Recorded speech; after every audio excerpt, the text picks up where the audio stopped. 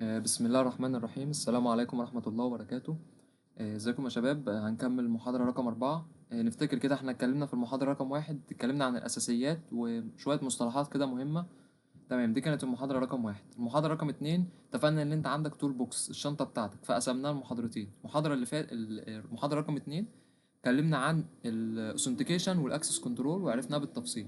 المحاضرة اللي فاتت اللي هي محاضرة رقم 3 اتكلمنا عن ايه؟ اتكلمنا عن الكريبتوجرافي واللي هي الانكريبشن، واللي احنا عندنا اي اس وار اس اي دوت، قلنا ده تبع السكشن. وبعد كده اتكلمنا على حته الايرور ديتكشن، اتكلمنا عن الباريتي تشيك وديجيتال سيجنتشر والسيرتيفيكيت وهكذا. دول كانوا اول 3 محاضرات. هنبدا بقى المحاضرات الجايه هنعمل ايه. السيناريو يمشي كالتالي. محاضره النهارده ان شاء الله هنتكلم عن اللي هي البروجرامز والبروجرامينج. تمام. المحاضره الجايه ان شاء الله هنمسك بايه بقى. احنا كده النهارده ان شاء الله هنتكلم على البروجرامز والبروجرامينج. المرتين الجايين هيبقوا على مرتين برضه. هنتكلم عن الاو اس، السكيورتي من ناحية الاوبريتنج سيستم. ده يبقى المحاضرة رقم 5 والمحاضرة رقم 6. المحاضرة رقم 7 والمحاضرة رقم 8 هنتكلم عن ايه؟ السكيورتي من ناحية النتورك. تمام، السكيورتي من ناحية النتورك. يبقى مرتين للاو اس ومرتين للنتورك. ومش عارف بعد كده هنلحق نتكلم عن الداتابيز ولا لا، بس اظن هنتكلم عن السكيورتي من ناحية الداتابيز. تمام. خلينا بقى في محاضرة النهاردة بنتكلم عن البروجرام والبروجرامينج سكيورتي. اول حاجه بيقول لك البروجرام سكيورتي فيلير يعني ايه. يعني بيقول لك ان الفيلير اللي ممكن يحصل في البروجرام سكيورتي دوت ممكن يبقى يا اما انيشال او نون ماليشيس. يعني ايه الكلام ده؟ يعني ممكن يبقى انيشال، يعني اللي هو المالوير اللي هو متعمد، اللي هو خطأ متعمد. تمام، اللي هو ده فيلير متعمد. طب النون ماليشيس او الباد كود ده غير متعمد. يعني مثلا انت بتكتب كود والكود مثلا بتاعك يعني مثلا فيه مشاكل بس هي مش متعمده. فهو هنا عاوز يوضح لك ان انت عندك حاجتين: انيشال اللي هو المالوير دوت خطأ متعمد، طب نون ماليشيوس او الباد كود دوت غير متعمد. فقال لك ان مثلا الايرور بيسبب لك فولت او ميستيك. تمام، والميستيك دوت بيسبب لك فيلير. يعني على سبيل المثال، انت مثلا كديفلوبر كتبت الكود غلط، مثلا عندك ايرور في الكود، فالايرور ده هيعمل لك بجايه. تمام، فالبج دي هتعمل لك ايه؟ هتعمل لك ان البرنامج هينهار، هيحصل فيلير. تمام، فانت كده عملت ايه؟ انت كده كسرت المبدأ بتاع الانتجريتي. هو بيقول لك انكوركت اوبريشن، يعني مثلا لو حصل اي انكوركت اوبريشن فكده هيحصل في الانتجريتي. لان احنا كنا متفقين عندنا السي اي اي دول اللي معانا من اول محاضره. فانت كده الانتجريتي دي كانت سلامه البيانات، ان البيانات مثلا لازم ما يحصلش فيها تعديل او ما يحصلش فيها اي حاجه. فانت هنا لو البرنامج اشتغل غلط او حصل فيه فيلير فانت كده كسرت الانتجريتي. فقال لك ان البين ايرورز دي، يعني الاخطاء البسيطه دي اللي هي ممكن تحصل دي، قال لك ان الهاكر ممكن يستغلها. تمام قوي. بعد كده بيعمل لك ريكاب سريع الاس دي ال سي اللي خدناه في السوفت وير، اللي هو السوفت وير اللي هي اللايف سايكل بتاعت السوفت وير. قال لك ان انت شويه الستبس اللي احنا عارفينها. اللي انت اول حاجه بتعمل ريكواير جاذرنج الاناليسيس، بتعمل بتجمع وتعمل اناليسيس، بعد كده تعمل ديزاين، بعد كده تعمل امبلمنتيشن، بعد كده تعمل تيستنج، بعد كده تعمل ديبلويمنت، وبعد كده في الاخر تعمل مينتيننس. ديت اللي هي الاس دي ال سي اللي هي الفيز. تمام، اللي هي الفيزز يعني المختلفه. فهو بيقول لك ايه؟ بيقول لك انت وانت بتعمل الفيزز دي لازم تخلي بالك من السي اي اي. تمام، لازم تخلي بالك من ال3 حاجات دول لان دول الاساس بتاع السكيورتي، السي اي اي. تمام. فبيقول لك ان الديفلوبر لازم دايما يفتكر الكونفشتاليتي. طب ايه الكونفشتاليتي دي؟ الكونفشتاليتي اللي هي كانت إن لازم الاوثرايزد يوزر، اليوزر اللي ليه حق ان هو ياكسس الداتا دي. فلازم تخلي بالك من اول حاجه اللي هي السي. ولازم تخلي بالك من الانتجريتي، ان الداتا ما يحصلش عليها موديفيكيشن او الداتا ما يحصلش عليها تعديل من غير اذن.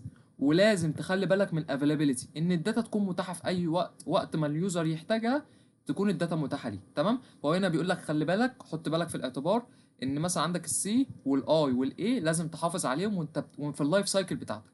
تمام. بيفكرك كده ركاب سريع على مكونات الكمبيوتر. قال لك السي بي يو، قال لك دوت اللي هو العقل بتاعك اللي هو بينفذ الداتا والاكسكيوشن انستراكشن. تمام. الرام، قال لك الرام هي شورت تيرم لوكيشن للداتا والانستراكشن. وقال لك ان هي كليرد افتر ريبوت، يعني مثلا لو قفلت الجهاز وفتحته خلاص مع السلامه هتتمسح. طب الهارد ديسك او الهارد درايف، قال لك ان هي لونج تيرم وقال لك نوت كليرد. يبقى دي شورت تيرم ودي لونج تيرم، دي كليرد ودي نوت كليرد. تمام، دي كانت ايه زي مقدمه كده. طالما احنا بنتكلم عن البروجرامنج فلازم المقدمه دي. تمام. نبدا بقى باول حاجه. احنا بص المحاضره هنقسمها لشويه مشاكل، ماشي؟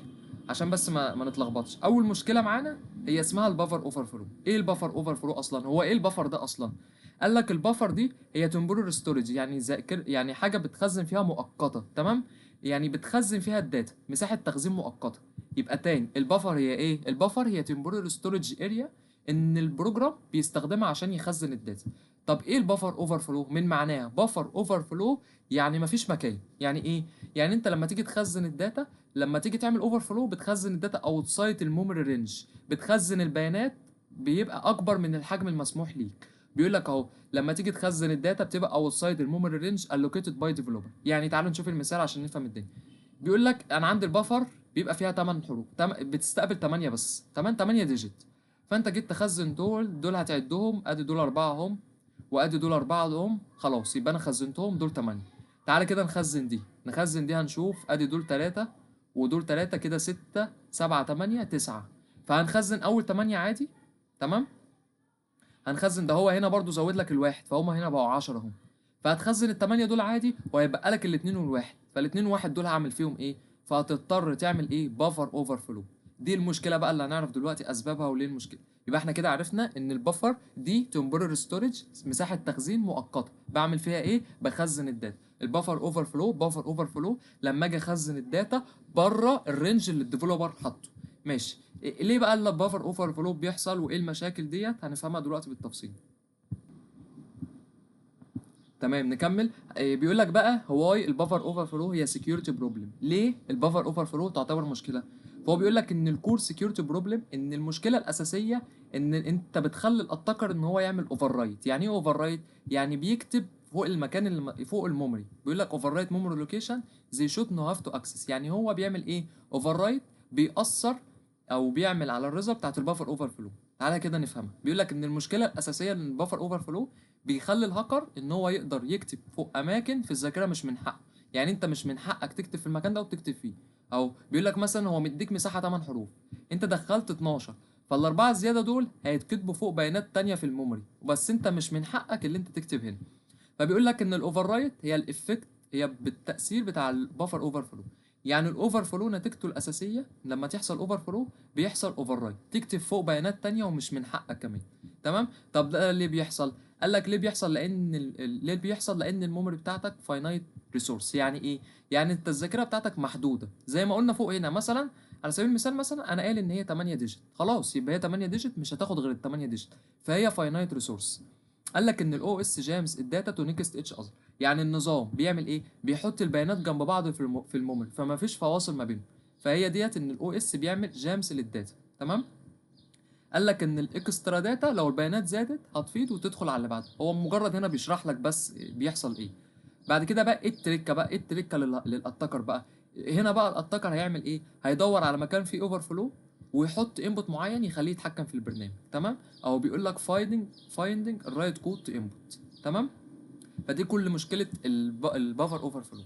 فبيقول لك تحت هنا ان البروبلم فاريوس، يعني المشكله ان انت بتعتمد على حسب المكان وات بارت اوف ميموري ان الاتاكر عاوز يعمل عليه اوفر رايت. يعني على سبيل المثال مثلا انا عاوز اعمل اوفر رايت في اليوزر داتا، فهروح اعمل ايه؟ قال لك هيعمل جاربل داتا او انكوركت بروجرام ريزلت. يعني ايه؟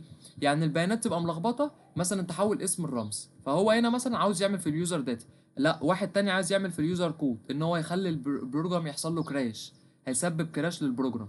واحد تالت عاوز يعمل مثلا في السيستم داتا او كود دوت اهم حته في السيستم. ليه؟ لان السيستم داتا او الكود دوت دي اهم حته عنده. هتعمل حاجه اسمها بريفليج اسيليكيشن. بريفليج اسيليكيشن ديت اللي انت بتخلي الاتاكر، او بيقول لك جين كنترول اوف ذا سيستم اوبتين، ان هو بياخد البريفليج اسيليكيشن. تمام؟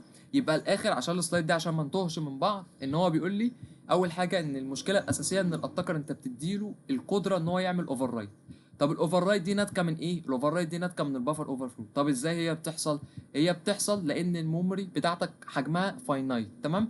فالاوبريتنج سيستم بيخزن حاجه جنب بعضه ومفيش مكان. فالتريك هنا للاتاكر بقى ان هو بيشوف المكان المناسب عشان يحط الماليشيوس كود، الكود الخبيث بتاعه.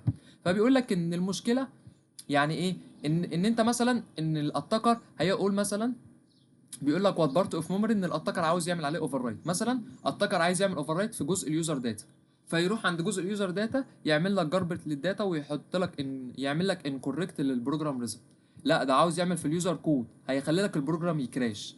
عاوز يعمل في السيستم داتا او الكود نفسه يعمل لك بريفليج اسيليكيشن، وهنفهم دي دلوقتي. تمام. بعد كده بيكلمك عن، بيقول لك ان انت اصلا البرنامج عندك في الاساس، طب هو ليه هنا بيبقى ليه عنده اكتر من مكان؟ لان اصلا البرنامج متقسم ليه الكود ريجون دوت المكان اللي الكود بيتنفذ، بيقول لك دوت كونتين البروجرام انستراكشن، او الداتا ريجون اللي بيبقى فيها المتغيرات والانبوت، او الستاك ديت اللي انت مثلا الفانكشن كولز او الريتيرن ادرس، اللي هو بيقول لك ايه، بيقول لك بيبقى فيها الريتيرن ادرس اللي انت ترجع العنوان بتاعه. تمام. فبيقول لك ان البروجرام اكسكيوت ان كود ريجن، ان البرنامج بينفذ من الكود بس. تمام. اهو بيقول لك البروجرام اكسكيوت الكود ريجن. وقال لك البرميشن، بيقول لك ان البرميشن اوف يوزر راننج ات، البرميشن بتاعت اليوزر هي شغاله فيه. ماشي. قال لك ان البفر اوفر فلو بيعمل تشينج للميموري كونتنت، يعني انت بتغير الميموري فهتخلي البرنامج ينفذ من مكان غلط. تمام، كلام جميل.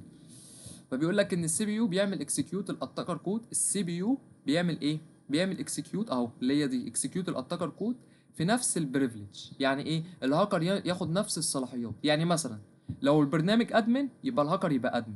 فهنا هو بيعمل ايه؟ بيعمل جين بروجرام بريفليج، يعني بياخد الصلاحيات. تمام. هو بيقول لك ان هنا برضه هو ممكن ياخد الاو اس بريفليج اكسكيوشن بريفليج. قال لك بقى في حاجه اسمها الستاك سماشنج. ايه الستاك سماشنج دي؟ الستاك سماشنج ديت بيقول لك ان انت اوفر رايت ريتيرن ادرس، يعني الهاكر يقدر يغير الريتيرن ادرس مكان الرجوع. طب ايه الكلام ده؟ بيقول لك مثلا ان فانكشن ايه بتنادي بيه، فايه المفروض ترجع بيه؟ لا هو يعمل ايه؟ بدل ما هي ترجع ايه، ترجع كود خبيث. الكود خبيث دوت هو اللي حاطه. تمام. فقال لك ان الستاك سماشنج ده عباره عن حاجتين، الريدايركشن. الريدايركشن ان هو بيعمل اوفر رايت للبروجرام كاونتر الريتيرن ادرس، ان هو بيغير مكان الرجوع، بيوجه البرنامج لمكان هو عاوزه. فبيعمل ايه؟ بيعمل حاجه اسمها ريدايركشن. تاني حاجه اسمها الماليشيوس اكسكيوشن. الماليشيوس اكسكيوشن دوت ان هو يشغل كود خبيث بصلاحيات البرنامج. تمام. او بيقول لك run with the authority and the privilege of the victim. طب ازاي بقى، ازاي ايه الكاونتر ميجر او ايه الاجراءات اللي انا اقدر اعملها عشان احمي نفسي من البفر اوفر فلو؟ اول حاجه بيقول لك stay within الباوندز، يعني ما تتجاوزش حدودك. يعني ايه؟ يعني تشيك اللينس بيفور رايتنج، يعني شيك على طول البيانات قبل ما تخزنها. يعني بدل ما مثلا انت قايل له انت المكان بتاعك بيشيل 8، فمثلا ما تدخلش 12، لا دخل 8. فبيقول لك اعمل تشيك لللينس. بيقول لك ليميت للانبوت، يعني حدد عدد اقصى للحروف. تمام. بيقول لك ان في عندك لغات فيها اوفر فلو بروتكشن. يعني ايه؟ يعني مثلا لغات زي الجافا، البايثون، الدوت نت بيقول لك بتشيك لوحدها. تمام، دي كويسه. في لغات تانية انتشيكد مش بتشيك، فزي السي بلس بلس، الاسمبلي دي بتديك حريه كامله، بس دي انت بتستخدمها بس عشان تجيب منها اللايبريز او تعمل الاكستنشن عشان تزود بروتكشن. تمام. بيقول لك كود انالايزر، اللي انت بيبقى عندك تولز بتستخدمها للسورس كود. تعالى بقى ايه عشان إيه ما تحسش كده ان الدنيا بقت مظلمه، تعال نشوف بقى ايه البفر اوفر فلو دي من الاول. اول حاجه احنا اتكلمنا البفر اوفر فلو ان البفر هي التمبوراري ستورج. تمام. وعرفنا البفر اوفر فلو اللي انا بخزن في بيانات اكبر من الحجم المسموح. تمام قوي. طب ليه البفر اوفر فلو تعتبر مشكله؟ لان انت بتخلي الاتاكر ان هو يعمل اوفر رايت. تمام. اوفر رايت دوت ناتج من البفر اوفر فلو، يعني يكتب في مكان مش مسموح له. طب ليه لا ليه ده بيحصل؟ لان انت عندك الميموري فاينايت ريسورس، فانت لما بتيجي تخزن حاجه بتخزنهم جنب بعض. تمام. فدي مشكله. فانت بتخلي الاتاكر ان هو بيدور على الرايت كود تو انبوت. تمام. فهو بيقول لك مثلا ان هو بيشوف المكان المناسب وعايز يحط فيه، يعني مثلا عاوز يبوظ في الداتا فيروح يعمل لك جاربت للداتا وانكوركت بروجرام ريزلت.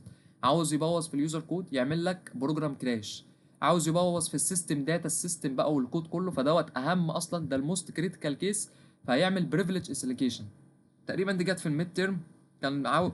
كان عاوز تشرح يعني ايه البريفليج اسيليكيشن او حاجه زي كده. فالبريفليج اسيليكيشن اختصارا يعني اللي انت بتاخد صلاحيات وهي مش من حقك اصلا، بريفليج اسيليكيشن بتتعدى الصلاحيات. تمام. فهو بيقول لك ايه؟ بيقول لك لو الاتاكر بيقدر يوفر رايت الاو اس سبيس، بيقدر يعمل اوفر رايت على السبيس وياخد كنترول اوف سيستم وبيعمل اليفيت للبريفليج، فدوت اسمه البريفليج اسيليكيشن. تمام. وجي قال لك ايه بقى؟ قال لك ايه؟ قال لك ان انت اصلا البرنامج اصلا لما بتشغله هو بيبقى متقسم لاجزاء، متقسم لجزء الكود، متقسم لجزء الداتا، متقسم لجزء الستاك. فقال لك ان البفر اوفر فلو ده بيغير محتوى الذاكره. فبيعمل ايه؟ ان الهاكر بياخد نفس الصلاحيات. يعني مثلا لو البرنامج ادمن فالهاكر هياخد ادمن. تمام. فبيقول لك في حاجه عندك، حاجه اسمها الستاك سماشنج. ايه الستاك سماشنج دي؟ الستاك سماشنج دي بتعرفك انت الريدايركت او الريدايركشن بتاعك هيرجع فين. فبيقول لك ان الاتاكر ممكن يعمل اوفر رايت هنا ويغير الريتيرن ادرس. تمام، فبدل مثلا ما يرجع في حته معينه، لا ده هو هيرجعه في المكان اللي هو عاوزه عشان يعمل عليه اتاك. او ممكن ماليش اكسكيوشن، يعني هو هيرن البرنامج بس بالكود الخبيث. تمام، فلو جالك سؤال مثلا، تمام، قال لك واي بفر اوفر فلو بتعتبر دينجرس، فهتقول له ان مثلا ان هي بتسمح للاتاكر ان هو يعمل اوفر رايت للميموري. تمام، دي اول حاجه احنا عرفناها، ان انت بتسمح للاتاكر يعمل اوفر رايت للميموري، ان هو يقدر يكتب في مكان مش مسموح له. تاني حاجه بتعمل ريدايركت الاكسكيوشن فلو. مش احنا اتفقنا انت مثلا لو عندك فانكشن A بتنادي فانكشن V، فانت مستني ان هي ترجع لك B؟ لا، انت هتقول له ودي لي الحته تانيه، ودي لي للكود الخبيث. بتعمل اكسكيوت للماليشيوس كود، تمام، اللي هي الحته دي، بعمل اكسكيوت للماليشيوس كود. وباخد البروجرام والسيستم بريفليج، يعني باخد صلاحيات البروجرام، يعني لو هو ادمن انا خلاص هبقى ادمن زيه. تمام، ده كل حاجه فيما تخص البافر اوفر فلو. اخر حاجه بقى اتكلمنا عنها اللي هو ازاي احنا اتفقنا في الاول خالص كلمه كاونتر ميجر، يعني الاجراء المضاد. فايه الاجراء المضاد اللي انا اتخذه، او الحاجات اللي انا احطها في احتياطاتي عشان اخاف من او عشان احمي نفسي من البفر اوفر فلو؟ قال لك اول حاجه ستي ويزن ان الباونس، يعني ما تتجاوزش حدودك، تشيك اوف اللينس كل شويه، وليميت الانبوت. بيقول لك اللي انت عندك اصلا في لغات فيها عندها البفر الاوفر فلو بروتكشن، زي مثلا اللي هي تشيك، زي الدوت نت، الجافا، البايثون، وهكذا، دي بتتعمل بشكل اوتوماتيك. طب في لغات تانية ان تشيكت زي السي والسي بلس بلس. تمام، قال لك ان الديفلوبر بيستخدمها عشان مكتبات معينه او اكستنشن عشان يضيف بروتكشن. قال لك كود اناليسر ان في تولز اصلا بتستخدمها ان هي تعمل سكان للسورس كود، فدي بتعمل ديتكت للانسيف كونديشن، يعني مثلا لو عندك حاجه مش سيف فدي بتعمل لها ديتكت. تمام، يبقى كده ده كل حاجه فيما تخص المشكله الاولانيه او البروبلم الاولانيه في البروجرامز اللي هي البفر اوفر فلو. نخش على تاني حاجه وهي اسمها الانكمبليت ميديشن. ايه بقى الانكمبليت ميديشن دي؟ الانكمبليت ميديشن دي بيقول لك ان اول حاجه ان الانبوت للبروجرام بيبقى سبيسيفايد باي ان اوثرايزد يوزر. يعني ايه؟ يعني الانبوت اللي بيدخل البرنامج بيجي من مستخدم، فالمستخدم دوت انت اصلا ما تعرفش هل هو اوثرايزد ولا ان اوثرايزد، هل هو هتكر ولا مش هتكر. فهنا بيقول لك ان الانبوت اللي جاي للبروجرام يعني انت ما بتبقاش عارف هو مين. فعندك حاجه اسمها الميديشن. ايه الميديشن دي بقى؟ قال لك الميديشن دي هو بيقول لك هو النظام يعني بيقف زي اللي بيقف زي البواب كده ويسأل انت مين وهل انت مسموح تخش ولا لا. تمام، فهو بيقول لك الميديشن هي بروسيس اوف انترفينينج تو كونفيرم اوثرايزيشن، يعني انا واقف كده في النص واللي داخل انا بقول له انت مسموح لك، هل انت مسموح لك تخش ولا لا. فهي بتعمل انترفينينج عشان تاكد الاوثرايزيشن. تمام، بيفور allowing access. عندك حاجتين، حاجه اسمها الكومبليت ميديشن وحاجه اسمها الانكومبليت ميديشن. ايه الكومبليت ميديشن؟ قال لك الكومبليت ميديشن لازم فيريفاي ان السبجكت از اوثرايزد تو بيرفورم الاوبريشن دي. يعني ايه الكلام ده؟ بيقول لك لازم تتاكد 100% من الصلاحيات قبل اي عمليه. تمام، ده الكومبليت ميديشن. يبقى لازم تعمل فيريفاي ان مثلا انا كيوزر ليا اكسس على الاوبجكت ده اسمه كومبليت ميديشن. طب الانكمبليت ميديشن؟ قال لك الانكمبليت ميديشن قال لك سكيورتي فلو. يعني ايه؟ يعني لو النظام مش بيتاكد كويس او مش كل مره بيتاكد فكده هو في ثغره. قال لك فيلز اهوت، ان هو فشل ان هو يعمل ايه؟ فشل ان هو يعمل فيرفاي بيفور ان هو ياخد اكشن. فلما تفشل بيعمل لك ايه بقى؟ بيعمل لك حاجه اسمها، بيقول لك ان التشيك از باي باس او انكمبليت. يعني ايه؟ يعني لو التحقق اللي انت بتعمله ده اتعمل بنص ونص او ما اتعملش اصلا، فدوت هيسبب لك حاجه اسمها الفولنربيلتي اللي هي الثغره. تمام، فقال لك التشيك باي كلمه باي باس.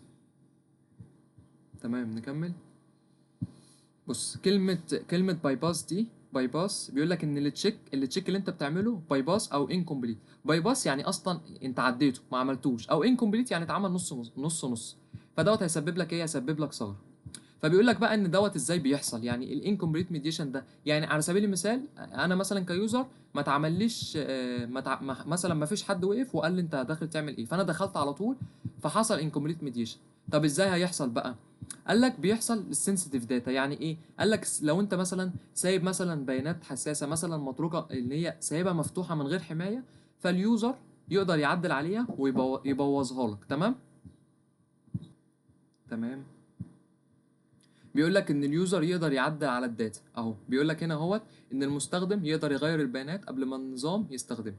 تمام، بيقول لك ان مثلا هو مديك مثال هنا اهو، تعال نشوف المثال. بيقول لك مثلا اليو ار بتاعك مثلا البرايس مثلا ب 10، فاليوزر يعمل ايه؟ اليوزر يخش، طبعا انت ما عملتش تشيك فدخل، فيقوم عامل لك ايه؟ بدل البرايس ب 10 يخلوه لك بواحد. دي حاجه اسمها الاتاك دوت، اسمه ايه؟ باي باسنج ريستريكشن ان انبوت تشويس. يعني ايه؟ يعني انا كيوزر او انا كاتاكر بقدر اغير الريستريكشن الكيود على الانبوت بتاعتك، تمام؟ فانا بعمل باي باس للكلاينت سايد ريستريكشن، بعمل مانوال اديت، تمام؟ فهنا الهاكر عدى النظام بدون ما النظام عدى النظام بدون ما يتكشف. من الاخر يعني الحته دي اللي انت بتسيف سنسيتيف داتا، فانا لو انت ما عملتليش فاليديت او سبتني تخش كده، فانا هخش اعدل لك في الداتا دي. الداتا دي ممكن تكون مثلا لسته مثلا انت عاملها، فاللي هو بيقول لك دروب داون منيو دي، فانا اخش مثلا اعدل في السعر مثلا، بيقول لك بتتعمل ان هي بشكل مانوال. فهو بيعمل ايه؟ باي باس للكلاينت سايد ريستريكشن. قال لك عندك حاجه اسمها التايم اوف تشيك تو تايم اوف يوز، اللي هي الاختصار ده. قال لك ان الاتاكر بيستغل فرق الوقت ما بين التشيك وما بين اليوز. يعني ايه؟ يعني في وقت اصلا ما بين ان انت تعمل تشيك وما بين الاستخدام. فقال لك ان دوت هو التايم لاج ما بين ان السيستم يعمل تشيك للكونديشن ولما انت تستخدم الريزلت، فده اسمه ايه؟ تايم اوف تشيك تو تايم اوف يوز. فقال لك ان نظام مثلا بيعمل تشيك، فقبل التنفيذ يعمل ايه؟ يروح الهاكر مغير البيانات، يغير الداتا، فكده النظام عدل على بيانات غلط، تمام؟ فبيقول لك ايه الامبليكيشن بقى او ايه التاثيرات اللي هتحصل. قال لك اول حاجه الانتجريتي فيلير، ان مثلا الان اوثرايز موديفيكيشن اوف الداتا، طبعا البيانات هتتغير، يبقى البيانات هتتغير بدون تعديل، تغير مثلا السعر، تعدل اللوجز، فبرضه نفس الكلام. الكونفشناليتي فيلير اللي هو اللي انت الان اوثرايز يوزر يوصل للسنسيتيف داتا او الانفورميشن وصول غير مصرح ليه. ازاي بقى انا احمي نفسي، او ايه الكاونتر ميجر، او ايه الاجراءات اللي انا اتخذها عشان احمي نفسي من الكومبليت ميديشن؟ اول حاجه فاليديت اول انبوت. في جمله مشهوره كده بيقول لك ايه؟ اولويز فاليديت. اولويز فاليديت يعني انت مثلا لما تيجي تعمل حاجه كل شويه اعمل فاليديت، اتاكد ان كل حاجه مظبوط، ففاليديت كل الانبوت بتاعتك، تمام؟ بيقول لك ليميت اليوزر اكسس تو سنسيتيف داتا اند الفانكشن. يعني ايه؟ يعني البيانات الحساسه عندك لازم تكون على السيرفر مش عند المستخدم، تمام؟ بيقول لك في قاعده مهمه اصلا، نيفر تراست الكلاينت سايد انبوت، يعني ما تثقش، او قال لك ايه؟ اولويز فاليديت اون السيرفر. يعني انت ما تثقش في اليوزر اللي هيدخل لك الداتا دي، لان اليوزر ده اصلا ممكن يكون اتاكر بس انت ما تاخدش بالك، تمام؟ بيقول لك بروتكت الداتا during الانترفال. يعني ايه؟ يعني انسخ البيانات لمكان امن قبل ما تستخدمها. بيقول لك اعمل كوبي لليوزر داتا في بروتكتد لوكال ستورج قبل ما انت تستخدمها، عشان المستخدم ما يقدرش يغيرها. فانت خلاص طالما نسختها يبقى خلاص مش تقدر تتغير، ماشي؟ يبقى ريكاب سريعا كده على الانكمبليت ميديشن، دي تاني حاجه اتكلمنا عنها. قلنا كلمة ميديشن يعني اعتبره مثلا زي اللي هو واقف في النص كده وهيقول لك انت هتخش ولا مش هتخش. فهو بيعمل انترفيننج عشان يأكد الاوثرايزيشن. فانت عندك حاجتين، يا اما تبقى كومبليت يا اما تبقى انكمبليت. كومبليت يعني انت خلاص الفيرفاي تمام، وانت خلاص اتأكدت ان السبجكت ده هو ليه الحق ان هو يعمل الاوبريشن على الاوبجكت دي. طب الانكمبليت لا، ده السكيورتي حصل فيها فلو، حصل فيه فيلز، فانت حصل مشكله ان انت تعمل فيرفاي قبل ما يوصل للاكشن. فهيحصل ايه بقى؟ قال لك ان التشيك دوت باي باس او انكمبليت ما كملش اصلا، فهيسبب لك حاجه اسمها الفولنربيلتي. الفولنربيلتي دي هتخلي الاتاكر ان هو يعمل اكسبلوت او يغير في السيستم بيهيفير بتاعك. فهنا بيشرح لك ان هي ازاي بتحصل. بيقول لك مثلا انت سايب مثلا سنسيتيف داتا، سايب بيانات حساسه، فهو اليوزر مجرد ما هو يخش يعدل عليه. ومديك هنا مثال، انت مثلا حاطط البرايس ب 10 اهو والتوتال ب 200، فانت هتخلي البرايس بواحد، فخلاص هو لما يجي يشتري هيشتري بواحد لان هو عدلها بواحد. فدي اسمها ايه؟ دي اسمها باي باس الكلاينت سايد ريستريكشن، تمام؟ وقال لك عندك حاجه اسمها التايم اوف تشيك تو تايم اوف يوز. يعني ايه؟ انا بستغل فرق الوقت ما بين التشيك وما بين اليوز. يعني مثلا التشيك هنا واليوز هنا، في وقت في النص انا بستغل الوقت ده وبعمل فيه اتاك اهو. بيقول لك ان التايم لاج ما بين ان السيستم يعمل تشيك ولما تستخدم الريزلت دي. فقال لك ايه بقى التاثيرات اللي ممكن تحصل لك من الانكمبليت ميديشن؟ قال لك اول حاجه انتجريتي فيلير. انتجريتي فيلير ليه؟ لان احنا اتفقنا الانتجريتي يعني سلامه البيانات، يعني ما يحصلش تعديل، لكن هنا حصل موديفيكيشن فخلاص مع السلامه. قال لك كونفيجيتاليتي فيلير، ان برضو يعني انا كشخص ان اوثرايز ماليش الحق، فانا باكسس السنسيتيف فايل او الانفورميشن، تمام؟ فقال لك بقى احنا عاوزين نشوف حاجات او عاوزين نعمل اجراء مضاد او عاوزين نحمي نفسنا من الانكمبليت ميديشن. قال لك اول حاجه اولويز فاليديت، تمام؟ والجمله المشهوره دي جمله مشهوره جدا، يعني لو حد متعمق شويه هيعرف الجمله دي، نيفر تراست كلاينت سايد انبوت، يعني ما تثقش في الكلاينت، لا لازم تعمل فاليديت على السيرفر، تمام؟ تاني حاجه لازم تعمل ليميت لليوزر ان هو ما ياكسسش السنسيتيف داتا عندك، لا ما هو اليوزر ما ينفعش يشوف البيانات الحساسه بتاعتك. تمام. بروتكت الداتا ديورنج الانترفال، يعني انت يعني مثلا الداتا عندك تعمل لها كوبي في ايه، في مكان بروتكت لوكال ستورج قبل ما تعمل التشيك. مش احنا اتفقنا ان انت بتعمل تشيك ويوز؟ فقبل ما تعمل تشيك معلش خد الداتا واعمل لها كوبي في مكان امن. تمام. ده كده كان رقم 2 اللي هو الانكمبليت ميديشن. رقم 3 اللي هو ايه، اللي هو الريس كونديشن. ايه الريس كونديشن ده بقى؟ الريس كونديشن دي قال لك هي سيرياليزيشن فلو. قال لك هي مشكله بتحصل لما مثلا يكون عندك اكتر من عمليه عاوزه تعمل حاجه. يعني ايه برضو؟ لو فاكرين حاجه اسمها الكونكرنسي، حد فاكر الكونكرنسي؟ الكونكرنسي دي اللي هي التزامن. اللي هو مثلا احنا داخلين بنك واحنا الاتنين هنأكسس نفس الاكونت، او مثلا احنا بنحجز انا ومثلا واحد بنحجز كورس في طياره، فاحنا الاتنين في نفس الثانيه وفي نفس الدقيقه بنحجز نفس الكرسي. فدي اسمها حاجه اسمها ايه، الريس كونديشن. فقال لك الريس كونديشن هي معروفه باسم السيرياليزيشن فلو، او ايه، او هو ايرور بيحصل لما بيكون عندك اتنين او اكتر بروسيس اكسكيوت كونكرنتي. كونكرنتي يعني في عمليتين او اكتر شغالين في نفس الوقت باراليل. تمام. فقال لك ان الفاينل اوت كام بيعتمد على ايه؟ فقال لك بيعتمد على الاوردر والتايمنج. يعني ايه الاوردر؟ يعني مثلا تشوف مين اللي نفذ الاول، مين اللي طلب الكورس الاول. التايمنج هو طلبه امتى. تمام. فهنا هو مديك مثالين هنا. اول مثال، اول مثال بيقول لك بتاع الميموري الوكيشن. بيقول لك مثلا انت عندك جهازين، تمام، فالاثنين بيطلبوا نفس التشانك بتاعت الميموري. مش انت عندك الميموري متقسمه لمجموعه من التشانكس؟ فانت عندك الجهازين اهو. بيقول لك انت مثلا ايه، بيقول له هل في مساحه، فالنظام قال له اه في مساحه. طب بي بيساله هل في مساحه، فقال له اه برضه في مساحه. فبي يروح يحجز، فايه يحاول يحجز، فيحصل هنا كونفليكشن او هيحصل تضارب ما بين الاثنين. تمام. دي الحته دي. فمشكلة ان الاتنين خدوا يس، ولكن هو اصلا المفروض المكان محجوز لواحد بس. فدي مشكلة اسمها ايه، كونكرنتي او سيرياليزيشن فلو. المثال تاني اللي هو اكتر مثال مشهور، اللي هو لو انت بتحجز اخر كورس في الطيارة، لو انت مثلا عندك ايه، بيسأل هل الكورس ده متاح، فيقول له اه ده متاح. بس هو قبل ما يحجز بي برضو كان بيسأل، فبيقول له هل الكورس ده متاح، اه، فالاتنين هيحجزوا نفس البتاع، فهيحصل ايه، هيحصل اوفر بوكينج. تمام. هو هنا مديك مثال، بيقول لك example of no risk condition. يعني ما فيش risk condition. يعني مثلا ال A دخل سأل قال له يس، طب ال B دخل سأل قال له نو. هنا ما فيش risk condition، ولكن هنا في risk condition. انا ك A دخلت سألت قال لي يس، وبي واحد تاني دخل سأل في نفس الوقت قال له يس برضه. فالمشكلة دي اسمها ايه، دي اسمها الريسك كونديشن. تمام. وطبعا حل المشكلة ديت يعني متعمقة شوية في الداتابيس، فاحنا مش علينا غير الأجزاء دي. تمام. تمام. تمام. هنا بقى بيقول لك ايه التحديات بقى اللي بتقابلك، او ايه اللي تشالنج اللي بتقابلك في الديتكشن والتستنج. يعني ايه؟ بيقول لك ان الريسك كونديشن اصلا صعب اللي انت تكتشفه وصعب اللي انت تمنعه الاثنين. طب ايه الاسباب بقى، ايه الاسباب اللي بتخليها كده؟ اول حاجه بيقول لك environment factor. يعني ايه؟ يعني بيحصل بسبب حاجات عشوائيه. يعني مثلا السيستم لود، مثلا الافيلابل ميموري، البروسيس بريوريتي. يعني مثلا ضغط الجهاز، الرام، اولويات العمليات. يعني ممكن مره يحصل ومره لا، فدي حاجه اسمها environment factor. تاني حاجه اسمها ديست difficulty. يعني بيقول لك المشكله مش ثابته، بتظهر وتختفي، اللي هي اسمها انترميتنت دي اسمها ايه، بتظهر وتختفي. فهنا التست صعب شويه. بيقول لك البرنامج بيشتغل 10 مرات، 9 مرات شغال ومره يبوظ، فهنا دي مشكله. تمام. تالت حاجه اسمها السيستم هيتروجينيتي. السيستم هيتروجينيتي اللي انت النظام بيبقى فيه برامج مختلفه ودرايفرز مختلفه كلهم بيتنافسوا على نفس الحاجه. تمام. فكده اتكلمنا عن دي كانت تالت حاجه. لو جالك سؤال مثلا بيقول لك ليه الريس كونديشن صعب اللي انت تعمل لها ديتكت، فهتقول له ان هي بتعتمد على التايمنج والانفايرمنت والانترمنت بيهيفير، اللي هي دي اللي هي بتظهر وتختفي. وهتقول له ان هي هارد تو ريبريديوس اللي انت مش قادر توصل للحاجه. يعني مثلا ايه كانت موجوده هنا تقريبا، ما علينا، ان هي المشكله برضو ان انت مش قادر تعملها. سيستم انتجريتي اللي انت عندك ميني ديفرنت فيندورز. تمام. ف تمام. احنا كده الريسك كونديشن. تمام. تمام. خلينا نعمل عليهم ركاب مره واحده في الاخر عشان بس الوقت.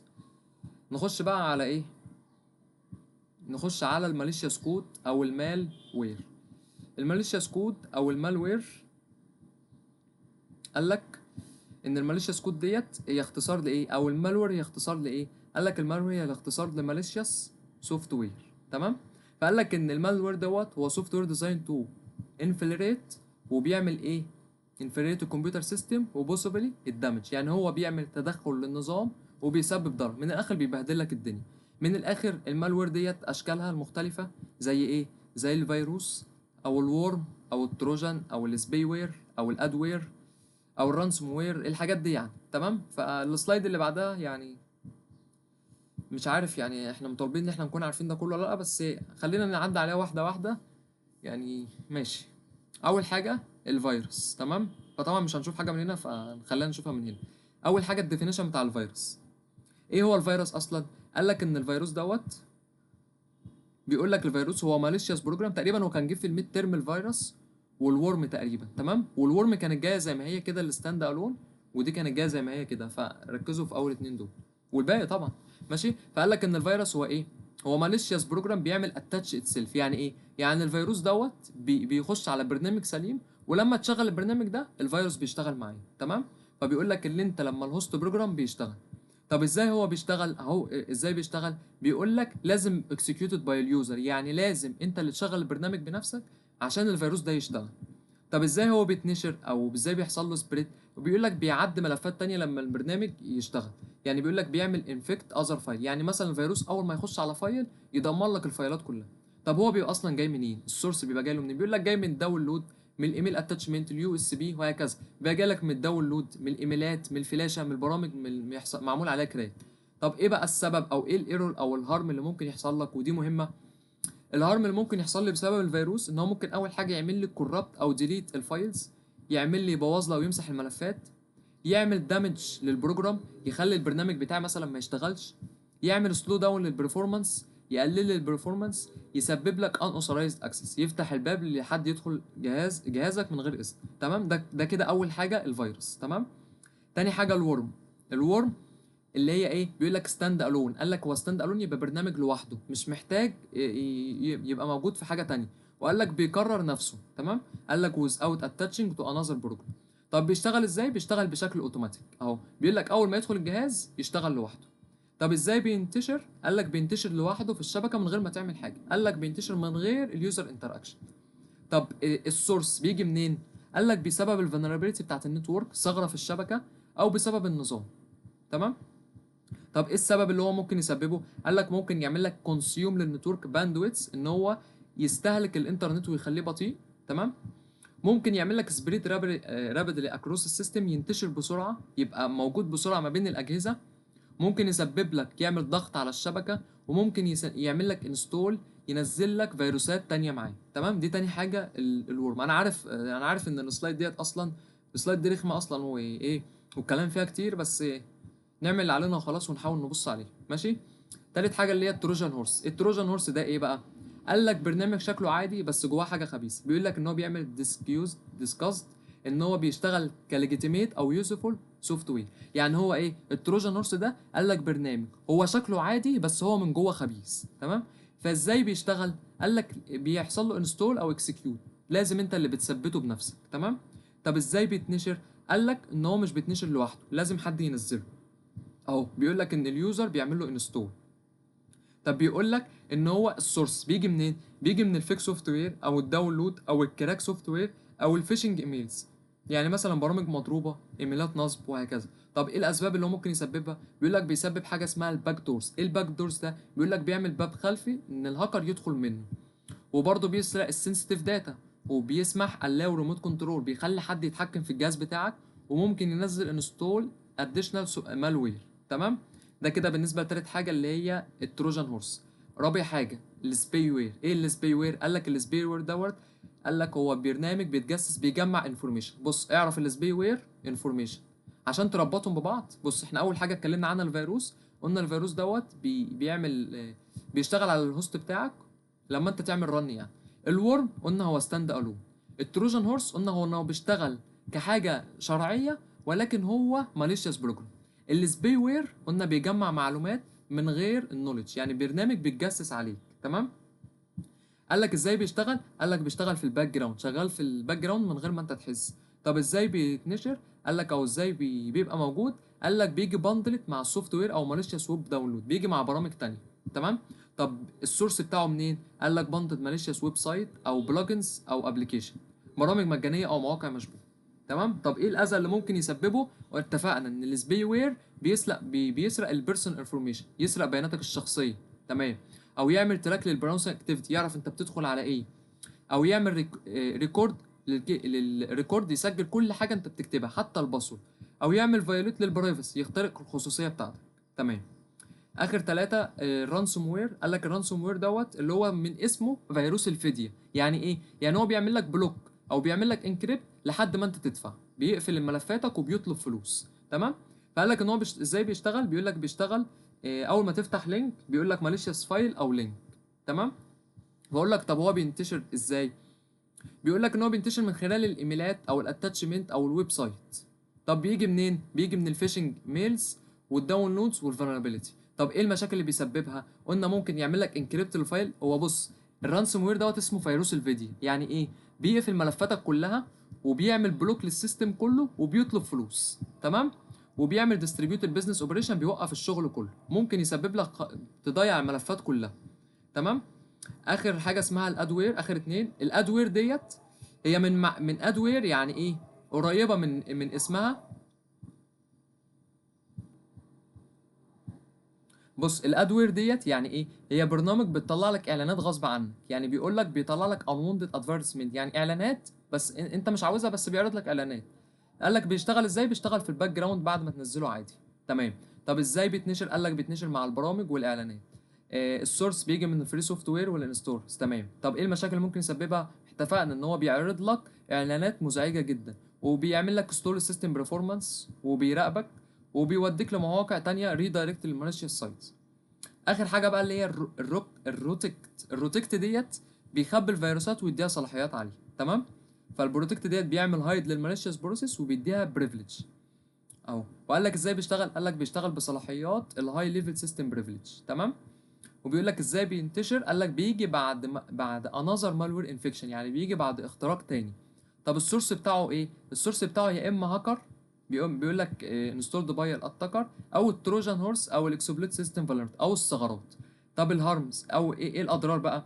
قال لك الاضرار ان هو بيخبي اي نشاط خطر، يعني هايد الماليشيوس اكتيفيتيز، وبيعمل بيرسيستنت انوثرايزد اكسس، بيخلي الهاكر موجود دايما، وديسيبل السكيورتي تولز، وبيخلي النظام كله غير موثوق. تمام. الخلاصه بقى يعني انا عارف الصراحه ان السلايد ديت مزعجه، بس مش عارف يعني بص عليها اقراها وخلاص، وان شاء الله يعني مش هيجي منها كتير يعني. ماشي. ركاب بقى سريعا عليها. بص اول حاجه الفيروس، قال لك ده محتاج برنامج وبيبوظ لك الملفات. الورم ده بيبقى ايه؟ ستاند الون. يبقى الكلمه اللي بتميز الورم ان هي ستاند الون، لوحده بينتشر بسرعه. طب التروجان، قلنا التروجان هورس دوت، قلنا ان هو بيعمل ديسكويست، يعني بيتخفى او بيتنكر، ان هو بيشتغل، بيفتح باب للهاكر. طب السبي وير، قال لك السبي وير بيعمل تجسس، بيسرق البيانات. طب الرانسوم وير، قلنا ان الرانسوم وير اللي هو فيروس الفيديو، بيشفر ويطلب فلوس. تمام. الادوير بيعرض لك اعلانات انت مش عاوزها. طب الروتكت ده بيعمل اختفاء تام، بيعمل هايد للماليشيوس بروسيس، وبياخد هاي ليفل اوف البريفليج، بياخد صلاحيه كامله. يعني بص انت اعرف الخلاصه دي اللي هم الكام سطر دول، واقراها مره كمان من هنا، وكده حلو قوي. الهيستوري بقى يعني كلام جميل. نخش بقى على الفيروس ديتكشن. تمام نكمل. الفيروس ديتكشن بقى، يعني احنا عمالين نتكلم على الفيروس وعمالين نتكلم على المالوير والحاجات دي. طب ازاي اعمل اصلا ديتكت للحاجات دي؟ فهو بيقول لك ايه؟ بيقول لك ان الانتي فيروس بيشتغل زي المحقق كده. بيقول لك بيدور على علامات تدل ان في فيروس. تمام. فالفيروس سكانر دوت بيقول لك انا بدور على ساينس في الماليشيوس كود دوت. طب بيدور فين؟ بيدور يا اما في الفايلز يا اما في الميموري. مش بس ملفات، ممكن برامج وهو شغال كمان. قال لك ان المشكله بقى ان البرامج التقليديه اللي هي التراديشنال، قال لك التراديشنال فيروس سكانر بتعمل ديتكت ل 45%. ليه؟ لان اصلا الفيروسات دي كل شويه بتتجدد، وكل يوم بتلاقي فيروسات جديده بتظهر. تمام. فبيقول لك ايه الميكانيزم او ايه الطرق المختلفه اللي انت تعمل بيها ديتكت. اول حاجه بيقول لك السيجنتشر ديتكشن، يعني انت تعرف الكود باترن في الفايل او الميموري. يعني ايه؟ يعني مثلا بيقول لك ان كل فيروس بيبقى ليه بصمه زي البصمه بتاعتنا كده. فبيقول لك مثلا ان في فيروس معين معروف ان دي البصمه بتاعته. فالاند فيروس لو لقى الكود ده يبقى خلاص، يبقى هو هيكتشف هنا في فيروس، يبقى هو عمل كده ايه؟ عمل ديتكت.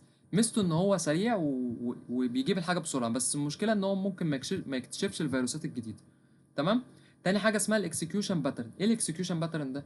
بيقول لك انت مش بتبص على الكود، انت بتشوف السلوك او بتشوف التصرف. يعني مثلا البرنامج بيفتح ملفات كتير بسرعه وبيعدل السيستم فايل، فده يعني دي حاجه مش طبيعيه. يعني مثلا ما تلاقي الجهاز بتاعك مثلا في حاجه كده حصلت فجاه، فانت لازم تعمل ديتكت، انت لازم تشوف ان مثلا في فيروس على الجهاز، فانت كده تبدا تشك ان في فيروس. تمام.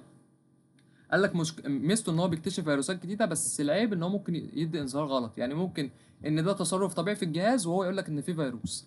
تمام. تالت حاجه اللي هي الاستورج باترن. الاستورج باترن نشوف الفايل متخزن ازاي. يعني مثلا الملف حجمه صغير لكن فيه كود كبير او شكله مش طبيعي، فديت الحته اللي هي اسمها ايه، الستورج باترن. تمام. اي حاجه غريبه يبقى احتمال فيروس على طول. في الاخر بقى يقول لك الكاونتر ميجر، برضه نفس الكلام. الكاونتر ميجر ايه الاجراءات المضاده اللي انا اقدر اطبقها عشان احمي نفسي من المالوير. قال لك اول حاجه هنقسمها نصين، جزء لليوزر وجزء للديفلوبر. تمام. نشوف اول حاجه بتاعت اليوزر. اول حاجه بيقول لك ان انت تستخدم السوفت وير من ريلابل سورس. يعني ايه؟ ما تحملش من اي حاجه، لازم السوفت وير انت تحمله يكون من موقع رسمي. يعني ما تحملش من موقع يكون عليه كراك، لا لازم يكون من الموقع الرسمي، يبقى ريلابل سورس. تاني حاجه بيقول لك تيست السوفت وير ان ايزوليتد انفايرمنت، يعني جرب البرنامج في مكان يكون امن، يعني مثلا زي الفيرتشوال ماشين، روح جرب عليه السوفت وير. بيقول لك only attachment when you know seem to be safe. يعني ايه؟ ما تفتحش اي ايميل كده وخلاص، لا افتح الايميلات اللي انت متاكد ان هي سيف. بعد كده بيقول لك test everything as harmful، يعني انت اي حاجه تجيلك اعتبر ان هي غلط. يعني افترض ان كل حاجه هي الورست كيس، فبيقول لك ان انت تعمل تيست للإيفريثينج. بيقول لك اعمل باك اب على طول. ده كده الكلام للمين؟ كلام لليوزر. طب نشوف الكلام للديفلوبر. بيقول لك الديفلوبر بقى بيقول لك موديولار كود. يعني ايه؟ يعني قسم الكود بتاعك. يعني اتش كود مديول، لازم الكود يكون سنجل بيربوز، يعني يعمل وظيفه معينه بس، ويكون سمول ويكون سيمبل ويكون اندبندنت ويكون مستقل. ليه؟ لان لو حصل مشكله المشكله هتبقى في مكان واحد. يعني انت مثلا لو مقسم الكود اجزاء صغيره كده، تمام، المشكله مثلا حصلت هنا، فانت خلاص هتبدا تديتكت في الحته دي. طب هنا خلاص، ما الحته دي ملهاش دعوه ودي ملهاش دعوه. فهو بيقول لك ان هي تكون سنجل بيربوس، يعني وظيفه واحده، او تكون سمول او سيمبل او اندبندنت. طب بيقول لك ايه؟ بيقول لك احنا بنتبع ذا ابوف تو ستوب، يعني احنا بنتبع الحاجات اللي فوق دي، اللي هي دي ودي، عشان نوقف ايه؟ نوقف اول حاجه الانفورميشن هايدنج، يعني كل جزء بيخبي تفاصيله، ما تخليش اي كود يوصل لكل حاجه. فاحنا عشان نوقف الانفورميشن هايدنج. وتاني حاجه الماتشوال سبسكشن ان كل جزء يشك في التاني. يعني انت عايز توقف، يعني ما تثقش في الانبوت، اعمل دايما اولويز فاليديت ان كل جزء، اللي هي الماتشوال دي الكلمه دي، ماشي، كل جزء يشك في التاني، ماشي. بعد كده اخر حاجه confirmment ذا افكت، يعني تحصر الضرر بتاعك. يعني مثلا لو حصل مشكله تجمع المشكله دي في مكان. احنا عايزين نوقف الثلاث حاجات دول. تمام. اخر حاجه بقى، مش عارف المحاضره دي ما بتخلصش ليه. اخر حاجه بيقول لك ان انت عندك شويه تيبس كده، شويه نصايح للبروجرامرز لما يكتب كود. بيقول له اعمل تيستنج، اعمل يونت تيستنج، اعمل انتجريشن تيستنج، فانكشنال تيستنج، برفورمانس، اكسبتنس، انستوليشن، اعمل تيستنج كل شويه. وفي هنا بقى شويه، يعني شويه برنسبل كده للسكيورتي، وتقريبا جه سؤال من هنا في الميد ترم، بس الصراحه مش فاكر كان انهي سؤال، كان في الاختياري تقريبا. بيقول لك ان انت يعني شويه برنسبل كده، زي قواعد كده اساسيه، يعني اعملها. ليست بريفليج احنا دي عارفينها. يعني ايه؟ بيقول لك كل مستخدم ياخد اقل صلاحيات. يعني مثلا لو انت مستخدم عادي يبقى انت تقرا بس، طب لو ادمن يبقى انت لا تعمل كل حاجه. يبقى الليست بريفليج ده استخدم اقل بريفليج بوسيبل عشان تقلل الدمج. تمام. عشان لو حد اخترق حاجه يبقى الضرر يبقى محدود. تمام. الاوبن ديزاين، قال تقريبا دي اللي جت في الميد. الاوبن ديزاين الامان مش لازم يبقى سر. قال لك shouldn't rely on secrecy of design. يعني ايه؟ يعني مثلا غلط اللي انت تقول ان النظام سري محدش يعرفه. بيقول لك ان هو عادي ان الناس تبقى فاهمه النظام بتاعه، بس هم مش هيعرفوا يكسروا النظام بتاعك. اهو بيقول لك ايفن حتى لو الاتاكر عارف الميكانيزم، بس هو ما زال ستيل ان هو مش عارف يكسره من غير ما يعرف السيكريت انفورميشن. تمام. فدي الاوبن ديزاين. الكومبليت ميديشن اللي احنا اتكلمنا عليه، اللي هو كل طلب لازم تتعمل له فيرفاي، دي الكومبليت ميديشن، لازم تتشيك وفيرفاي. السيبريشن اوف بريفليج، يعني توصل، يعتمد على اكتر من شرط. يعني مثلا اللي هي زي الام اف اي، المالتي فاكتور اوثنتيكيشن، يعني مثلا باسورد او تي بي. تمام. اللي هي اكتر من حاجه يعني، اللي هي السيبريشن اوف بريفليج. الايس اوف يوز، يعني السيستم لازم يكون سهل. ليه؟ لازم تسهلها، يعني لازم يكون ستريت فورورد وسيمبل تو فور، عشان لو صعب المستخدم مش هيعرف يستخدمه. تمام. وهنا بيكلمك على انواع التستنج. تمام كده، تمام يعني. ماشي، نعمل بقى ريكاب سريعا.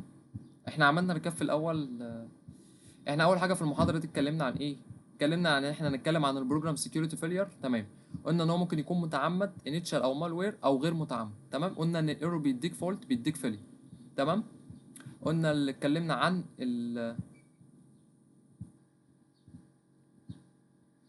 بيقول لك ان انت عندك الاس دي ال سي ولازم تاخد في اعتبارك السي اي اي برنسبل. ماشي. مكونات الكمبيوتر عرفناها. تمام. عرفنا بقى ايه؟ بص عشان المحاضره تثبت معاك قسمنا المحاضره لشويه مشاكل. اول حاجه اللي هي البفر اوفر فلو، بعد كده الانكمبليت ميديشن، بعد كده الريس كونديشن او كان اسمها ايه ريال ريس ديت اللي هي بتاعه الكونكرنسي، بعد كده اخر حاجه اللي هي المالوي.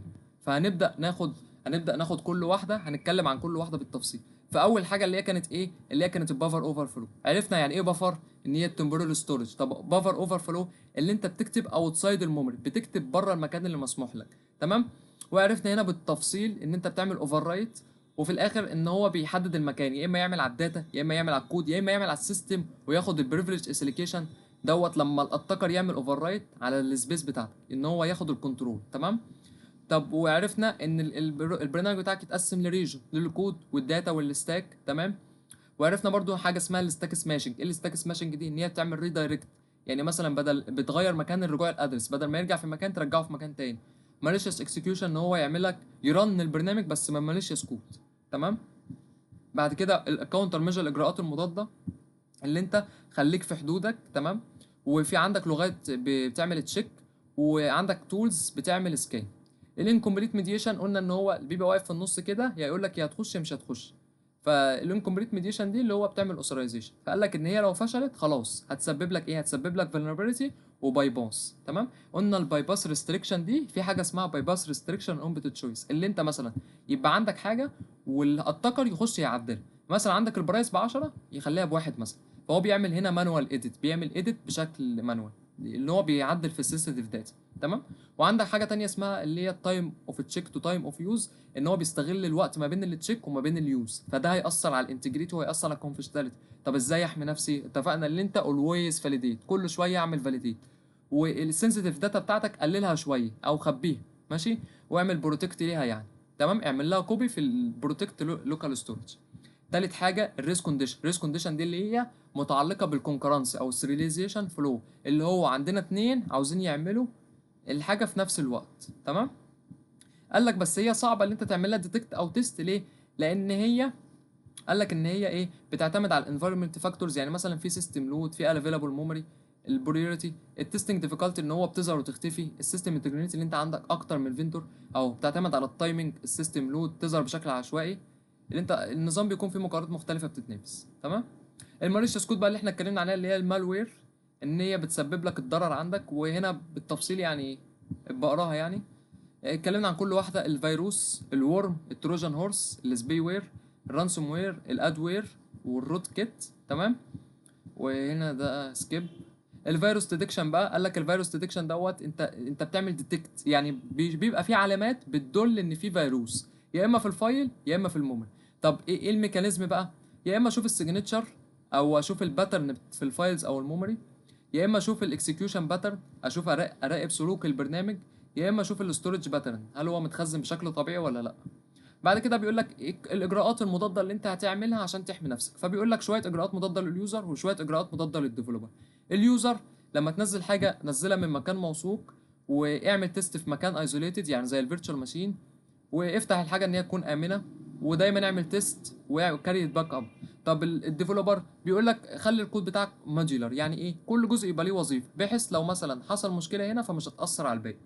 بيقول لك اللي احنا بنتبع الحاجات اللي فوق ديت عشان نقلل كشف الانفورميشن هايدنج، تقلل اكتشاف المعلومات، وتقلل ان كل جزء يشك في التاني، وبتقلل حصر الضرر، يعني بتعمل حصر للضرر بتاعك. تمام. شويه تيبس بقى، شويه نصايح اللي انت تعمل تيستنج. تمام. بانواع المختلفه. وبيقول لك ان الديزاين برنسبل اوف سكيورتي عندنا شويه برنسبل: الليست بريفليج، مبدا الليست بريفليج ده مهم. الاوبن ديزاين اللي انت عادي الحاجه بتاعتك تكون معروضه للاتاكر، بس هو بيقول لك لو الاتاكر عرف الميكانيزم برضه هو مش قادر يكسر البريك without secret information. بيقول لك ان السكيورتي لازم يعتمد على keeping small secret. تمام. زي مثلا الباسورد او انكريبشن كي not on hiding how the system work، ما يعرضلكش ان السيستم ازاي شغال. دي اسمها ايه؟ الاوبن ديزاين. الكومبليت ميديشن دايما اعمل فيريفاي واعمل تشيك. السيبريشن اوف بريفليج اللي انت اعتمد على اكتر من كونديشن زي الام اف اي يعني. الايز اوف يوز خلي النظام بتاعك سهل. تمام. وده كان نهاية المحاضرة رقم 4، وإن شاء الله تكون مفيدة يعني. وبالتوفيق إن شاء الله، والسلام عليكم ورحمة الله وبركاته.